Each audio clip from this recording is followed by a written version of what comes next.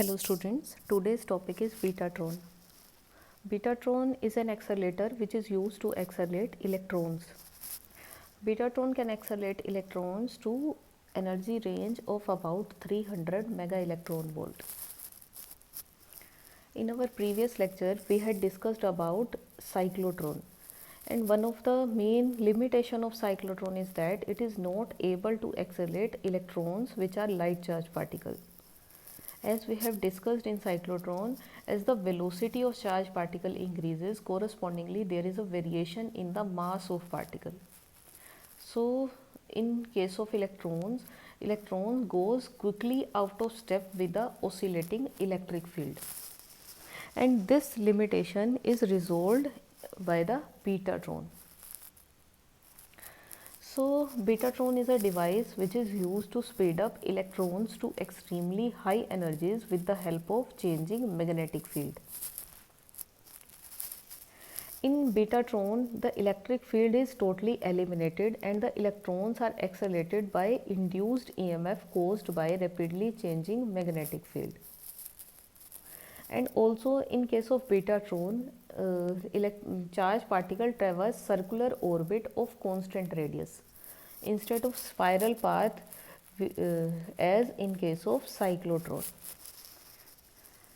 In cyclotron, we had discussed if a charged particle is placed in between the gap, then this charged particle will attract it toward 1D and traverse semicircular path, and then when it come again in the gap, then it again accelerated towards the second D and traverse semicircular path of increased radius because of increase in the velocity of charged particle.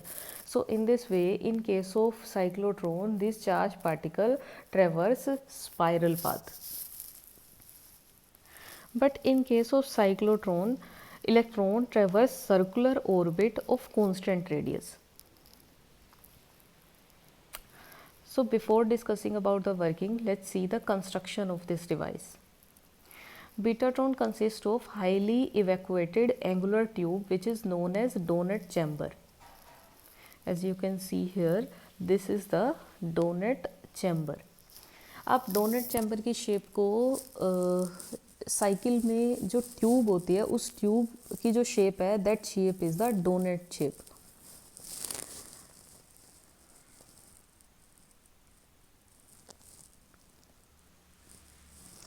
Now this donut chamber is placed in between the poles of an electromagnet which is excited by alternating current.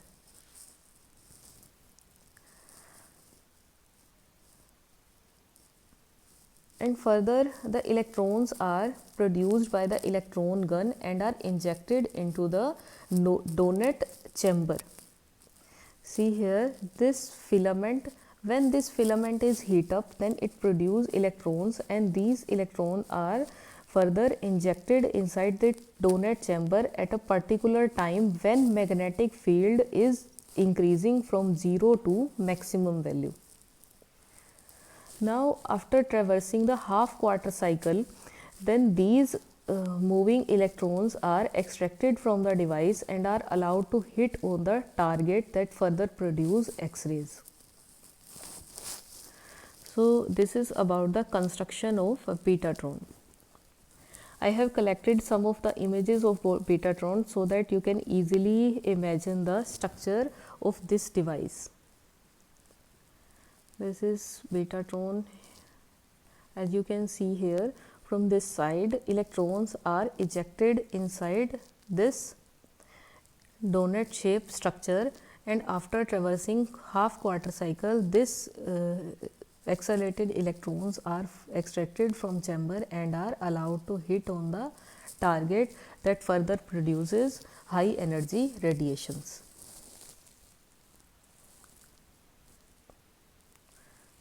Now let's discuss how this Betatron accelerate electrons. In case of Betatron, oscillating electric field is completely eliminated, and now here changing magnetic field will accelerate the charged particle. So first the magnetic field which is applied across the donut chamber is used to maintain electrons in circular orbit. As we have already discussed about this, if a magnetic field is applied across the charged particle in perpendicular direction, then the force will be equal to QVB. And the charged particle is moving in a circular orbit, so this is equals to the centripetal force, which is equals to mv square upon r. In case of cyclotron, this r changes with the change in the velocity of charged particle, but in case of betatron, this r, which is the radius of circular orbit, is constant. So next, alternating current which is applied to the magnet is such that the induction force caused by the magnet change the accelerate the electrons. देखिए आप किस तरह से ये accelerate करता है. In this picture here, these are the electromagnet, and these in between the donut chamber is placed in between this in between the poles of these electromagnet, and this electromagnet is further connected with the alternating current. Electromagnet क्या है? Electromagnet वो magnet है कि जिसके through अगर current pass हो तो ये क्या प्रोड्यूस करे? Magnetic field. Then it means कि as current passes along the material, then it will become a magnet. So in electromagnet के across changing current अप्लाई किया हुआ है, मीन्स ऑल्टरनेटिंग करंट अप्लाई किया है. तो जैसे ही करंट इसके इन मैग्नेट्स इलेक्ट्रोमैग्नेट्स के अलोंग पास होगा, कोरस्पॉन्डिंगली इन इलेक्ट्रोमैग्नेट्स के along changing magnetic field produce होगा. और ये चेंजिंग मैग्नेटिक फील्ड किसके अलोंग पास किया गया है? डोनट चैम्बर के अक्रॉस, जिसमें इलेक्ट्रॉन्स इंजेक्ट किए गए हैं थ्रू इलेक्ट्रॉन गन. आप देखें यहाँ से कि किस तरह से मैग्नेटिक फील्ड चेंज होगा along the donut chamber. Electromagnets are connected with alternating current which is represented as this signal. So as the current changes along this electromagnet, magnetic field will also change in the same way. आप देखिए यहाँ से magnetic field इस तरह से change होगा, और अगर हम एक साइकिल के लिए देखें तो ये टाइम पीरियड क्या है?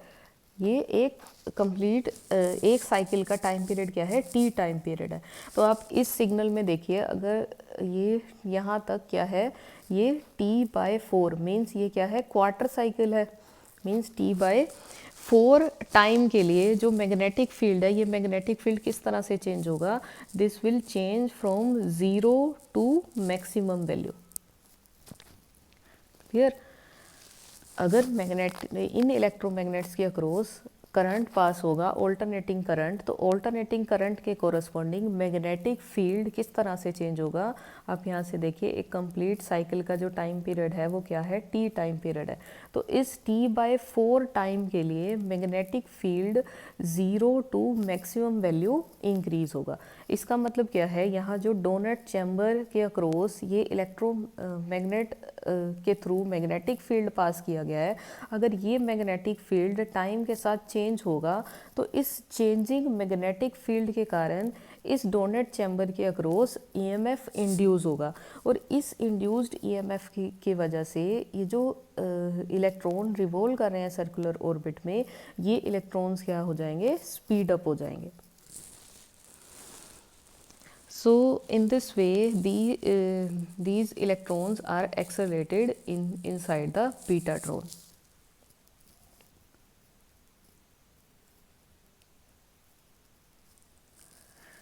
And also this magnetic field which is applied across this donut chamber is also used to maintain electrons in circular orbit. So इसका मतलब क्या है कि जो डोनट चैम्बर के अक्रॉस इलेक्ट्रोमैग्नेट्स के थ्रू मैग्नेटिक फील्ड अप्लाई किया गया है, ये मैग्नेटिक फील्ड क्या कर रहा है? इलेक्ट्रॉन्स को एक फिक्स सर्कुलर ऑर्बिट में मेंटेन भी कर रहा है, और ये changing magnetic field in moving electrons को फर्दर स्पीड अप भी कर रहा है. तो किस तरह से ये फर्दर स्पीड अप हो रहे हैं, this is based on the electromagnetic induction. आप देखिए इस पिक्चर में कि यहाँ क्या शो किया हुआ है, this is a metallic ring, this is a metallic ring, और इसके साइड में ये क्या रखा है, मैग्नेट रखा हुआ है। तो जैसे ही मैग्नेट को इस रिंग से दूर लेकर जाएंगे तो इस रिंग के सरफेस के अलोंग मैग्नेटिक फ्लक्स चेंज होगा, और इस चेंजिंग मैग्नेटिक फ्लक्स के कारण इस रिंग के अलोंग इंड्यूस्ड ईएमएफ प्रोड्यूस होगा, और ये इंड्यूस्ड ईएमएफ के कारण इस मेटेलिक रिंग में क्या होगा, करंट फ्लो करेगा। सिमिलरली आप इस पिक्चर में देखिए, यहाँ पर भी इन मेटेलिक रिंग के अलोंग मैग्नेट रखी हुई है, और अगर इस मैग्नेट को इस रिंग के तरफ लेकर आएँ तो इस केस में भी रिंग के सरफेस के अलोंग मैग्नेटिक फ्लक्स चेंज होगा, और चेंजिंग मैग्नेटिक फ्लक्स क्या प्रोड्यूस करता है, ईएमएफ प्रोड्यूस करता है, और इस इंड्यूस्ड ईएमएफ के कारण इस मेटेलिक रिंग में क्या होगा, करंट होगा। और इसी के बेसिस पर बीटाट्रॉन में जो इलेक्ट्रॉन्स हैं उन्हें एक्सेलरेट किया जाता है। अब देखिए किस तरह से कि जैसे ही एक सिग्नल अप्लाई किया जाएगा किसके अक्रॉस, इलेक्ट्रोमैग्नेट के अक्रॉस, तो एक क्वार्टर हाफ साइकिल के लिए जो मैग्नेटिक फील्ड है वो 0 से मैक्सिमम वैल्यू तक इंक्रीज़ होगा, और जैसे ही ये मैग्नेटिक फील्ड इस डोनट चैम्बर के अक्रॉस इंक्रीज़ होगा, इस increase change in magnetic field के कारण इस डोनट चैम्बर के अक्रॉस ईएमएफ प्रोड्यूस होगा, और इस इंड्यूस्ड ईएमएफ के कारण जो इलेक्ट्रॉन्स रिवॉल्व कर रहे हैं डोनट चैम्बर के अक्रॉस, ये क्या हो जाएंगे, स्पीड अप हो जाएंगे। तो बीटाट्रॉन के केस में हम एक्सटर्नली इलेक्ट्रिक फील्ड अप्लाई नहीं करते। ये इलेक्ट्रिक फील्ड किस तरह से इंड्यूस किया जा रहा है, by changing the magnetic field along the path of the charged particle.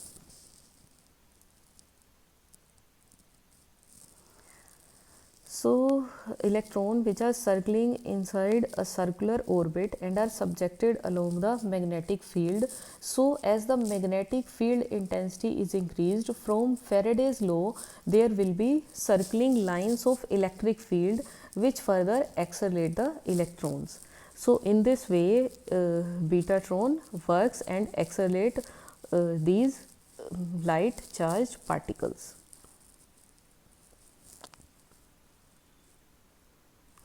Faraday law क्या है, फेरेडे लॉ कि अगर कंडक्टर के अलोंग मैग्नेटिक फ्लक्स चेंज होगा then there will be induced EMF along this conductor.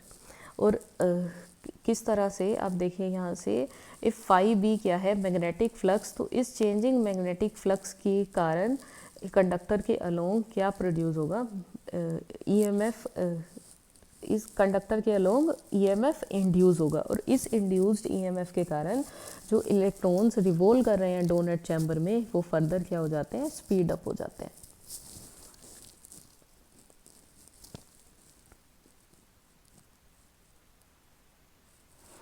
Now see what is the betatron condition. Betatron condition is that magnetic field induction which is applied across the donut chamber must be non-uniform. तो इसका क्या मतलब है, आप देखिए इसकी theory पहले फिर डिस्कस करेंगे कि ये बीटाट्रॉन कंडीशन क्या है। तो according to Faraday's law induced EMF किसके इक्वल होगा, this will be equal to d phi over में डी टी। यहाँ फाई क्या है, मैग्नेटिक फ्लक्स, और मैग्नेटिक फ्लक्स जब टाइम के साथ चेंज होगा तो क्या प्रोड्यूस करेगा, इंड्यूस्ड ईएमएफ। आपने देखा था कि किस तरह से मैग्नेटिक फ्लक्स चेंज होगा। अगर हम एक कंप्लीट साइकिल देखें, ये क्या है, एक कंप्लीट साइकिल है, और एक पर्टिकुलर क्वार्टर हाफ साइकिल के लिए जो मैग्नेटिक फील्ड है वो 0 से मैक्सिमम तक चेंज हो रहा है। तो जैसे ही ये क्वार्टर साइकिल स्टार्ट होगा 0 से, उस टाइम पर इलेक्ट्रॉन्स को डोनट चैम्बर में इंजेक्ट किया जाता है, और जैसे ही ये cycle quarter half cycle complete होगा और मैग्नेटिक फील्ड की वैल्यू क्या हो जाएगी, मैक्सिमम हो जाएगी, at that time these electrons are extracted from the device and then they are allowed to hit on the target. Clear? So when electron revolve in circular orbit, then the work done on the electron of charge E in one revolution is equals to charge on the electron and the into induced EMF, और ये EMF किसकी वजह से induce हो रहा है, changing magnetic field की वजह से। सो वर्क डन कितना होगा इलेक्ट्रॉन पर, this work done is equals to charge into में इंड्यूस्ड ईएमएफ, और इंड्यूस्ड ईएमएफ किसके इक्वल है, this is equals to d phi over में डी टी के इक्वल है। सो एक रेवोल्यूशन कंप्लीट होने पर इलेक्ट्रॉन पर कितना फोर्स एक्ट होगा, this force is equals to work upon में distance travel in one revolution. Work done किसके इक्वल होता है, work done is equals to force into में डिस्टेंस। सो फोर्स किसके इक्वल आ जाएगा, this is equals to work done over में distance travelled by electron in one revolution. सो इस तरह से आप देखिए वर्क डन किसके इक्वल है, हमने यहाँ से इवेल्युएट किया कि अगर यहाँ एप्साइलन क्या है, इंड्यूस्ड ईएमएफ, तो कोरस्पॉन्डिंगली वर्क डन किसके इक्वल होगा, this will be equal to charge e into में d phi by d t. तो इस वर्क डन की वैल्यू को अगर यहाँ सब्स्टिट्यूट करें तो ये क्या आ जाएगा, this is equal to e d phi by d t and upon में distance travelled in one revolution. Electron किस ऑर्बिट में रिवॉल्व कर रहा है, सर्कुलर ऑर्बिट में, और इसकी सरकमफ्रेंस किसके इक्वल है, 2 पाई आर के इक्वल है। सो फोर्स किसके इक्वल आ जाएगा, average force which is acting on the electron during one revolution is given by this equation. Clear. इसी के साथ आप देखिए कि जो इंड्यूस्ड ईएमएफ प्रोड्यूस हो रहा है, ये इंड्यूस्ड ईएमएफ इलेक्ट्रॉन्स को एक्सेलरेट कर रहा है। इसी के साथ ये मैग्नेटिक फील्ड इन इलेक्ट्रॉन्स को एक सर्कुलर ऑर्बिट में भी मेंटेन कर रहे हैं। तो अगर मैग्नेटिक फील्ड की वजह से जो फोर्स है और उस फोर्स के कारण इलेक्ट्रॉन्स क्या कर रहे हैं, सर्कुलर ऑर्बिट में रिवॉल्व कर रहे हैं, then this force which is equal to q v B will be equal to the centripetal force. तो यहाँ से B e is the charge on electron into में velocity will be equal to m v square over में r. तो magnetic field किस direction में apply किया गया है, इन परपेंडिकुलर डायरेक्शन। सो यहाँ से आप देखिए v से v कैंसिल हो जाएगा और हम क्या निकाल सकते हैं, m v is equal to the momentum. Now momentum will be equal to e r into में b। और न्यूटन सेकेंड लॉ क्या कहता है कि अगर ये सेकेंड लॉ किसके इक्वल है, that change in momentum, rate of change of momentum is equals to force. तो हमने यहाँ से मोमेंटम इवेल्युएट किया, अगर इसको डेरिवेट किया जाए with respect to time then this will be equal to the force. तो यहाँ से फोर्स की वैल्यू किसके इक्वल आ गई, e r d b over में डी टी के इक्वल। क्लियर। अब इंड्यूस्ड ईएमएफ के थ्रू भी हमने यहाँ से फोर्स इवेलुएट किया था which was equal to e d phi over में डी टी ओवर में 2 पाई आर, और यहाँ से फोर्स की वैल्यू इस केस में किसके इक्वल है कि this is equals to e r d b over में डी टी। तो अगर इन दोनों इक्वेशंस को इक्वेट किया जाए तो ये किसके इक्वल आ जाएगा, इसके इक्वल। तो यहाँ से हम क्या निकाल सकते हैं, that change in magnetic flux is equals to 2 pi r square into में डी बी ओवर में डी टी। क्लियर। आप यहाँ से देखिए आर क्या है, आर सर्कुलर ऑर्बिट की रेडियस है, और बीटाट्रॉन के केस में ये आर की वैल्यू क्या होती है, फिक्स होती है। तो हम इस आर को इस डेरिवेटिव के अंदर भी लिख सकते हैं। तो इसी तरह यहाँ देखिए इस इक्वेशन में क्या किया गया है कि यहाँ ये क्या है, डी फाई ओवर में डी टी 2 डी टी और ब्रैकेट में क्या लिखा गया है, पाई आर स्क्वायर इनटू में बी। क्लियर। अब देखिए average magnetic field at a point along this doughnut chamber is represented by b bar. Means कि जो एवरेज मैग्नेटिक फील्ड अगर हम इस डोनेट चैम्बर के इनसाइड किसी पॉइंट पर देखें, उसे किससे रिप्रेजेंट किया गया है, बी बार से रिप्रेजेंट किया गया है। और इस ऑर्बिट के साथ जो टोटल मैग्नेटिक फ्लक्स लिंक है वो किससे रिप्रेजेंट किया गया है, फाई से। तो मैग्नेटिक फ्लक्स किसके इक्वल होता है, magnetic flux is equals to the magnetic field applied across the surface and into में एरिया ऑफ द सरफेस। तो यहाँ से फाई मैग्नेटिक फ्लक्स किसके इक्वल होता है, b means magnetic field into में एरिया। और ये एरिया क्या है, सर्कुलर ऑर्बिट है, तो सर्कुलर ऑर्बिट का एरिया किसके इक्वल होता है, पाई आर स्क्वायर के इक्वल होता है। तो इसके अकॉर्डिंग हमें क्या मिल जाएगा, इसके कोरस्पॉन्डिंग हमें क्या मिल जाएगा यहाँ, एवरेज मैग्नेटिक फ्लक्स और से average magnetic field at a particular point if it is multiplied with the area of orbit, then it will give magnetic flux।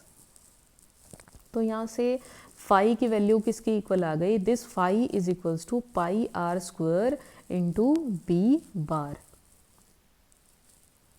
और अगर इस फाई को टाइम के साथ डेरिवेट किया जाए तो ये क्या दे देगा, this will give the, this will be equal to the induced EMF. और हमने इस वैल्यू को यहाँ से भी इवेलुएट किया है, आप देख सकते हैं इस इक्वेशन थर्ड में d phi by d t किसके इक्वल है, this is equals to 2 d t into में पाई आर स्क्वायर बी के इक्वल है।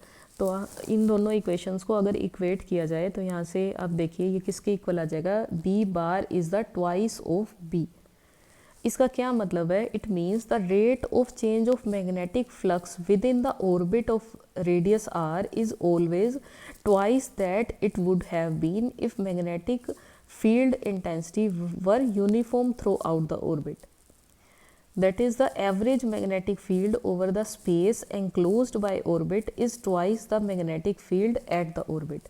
इसका क्या मतलब है, मीन कि अगर ये सर्कुलर ऑर्बिट है तो इस सर्कुलर ऑर्बिट के इनसाइड यहाँ मैग्नेटिक फील्ड स्ट्रेंथ इसकी अगर इस क्या है, ट्वाइस है with respect to magnetic field at the orbit of this charge particle.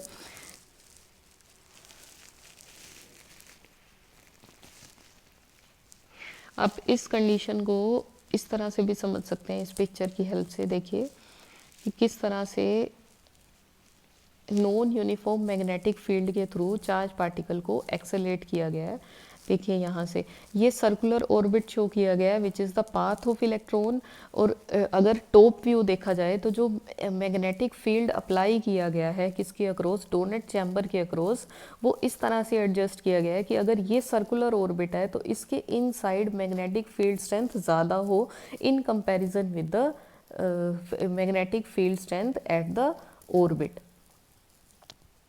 सो अगर ये सर्कुलर ऑर्बिट है और ये सर्कुलर ऑर्बिट का सेंटर है तो जैसे जैसे हम सेंटर से दूर जाएंगे मैग्नेटिक फील्ड रिड्यूस होता जाएगा।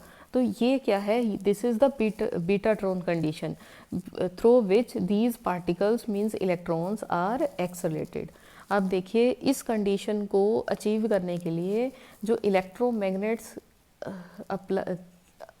अप्लाई की गई है किसके अक्रॉस, डोनट चैम्बर के अक्रॉस, उसकी शेप इस तरह से ली गई है।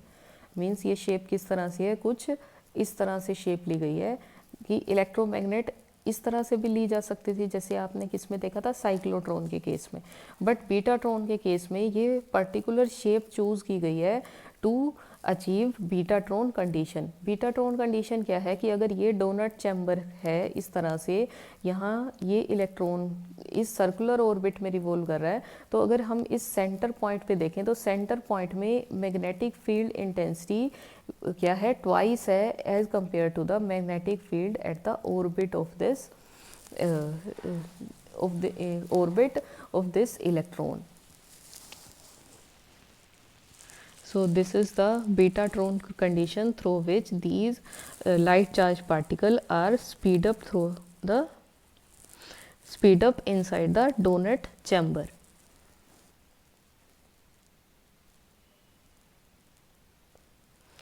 Hence inside betatron magnetic field which is applied across the donut chamber should be non-uniform.